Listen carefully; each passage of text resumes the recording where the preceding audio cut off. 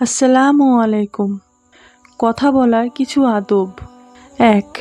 কথা বলার পূর্বে সালাম দেওয়া। ২. সতর্কতার সাথে কথা বলা, কেননা প্রতিটি কথা রেকর্ড হয়। ৩. সুন্দরভাবে ও উত্তম রূপে কথা বলা। ৪. অনর্থক ও বাজে কথা পরিহার করা। ৫. কণ্ঠস্বর নিচু করে কথা বলা। ৬. বুদ্ধি খাটিয়ে কথা বলা। ৭. সঠিক কথা বলা ও পাপ মোচনের দোয়ার উন্মুক্ত করা। ৮. গাধার মতো কর্কশ স্বরে কথা না বলা। ৯. উত্তম কথা বলে শত্রুকেও বন্ধুতে পরিণত করা। ১০.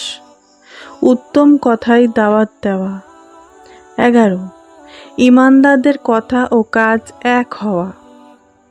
১২. পরিবারের সদস্যদের প্রতি ক্ষমার নীতি অবলম্বন করা।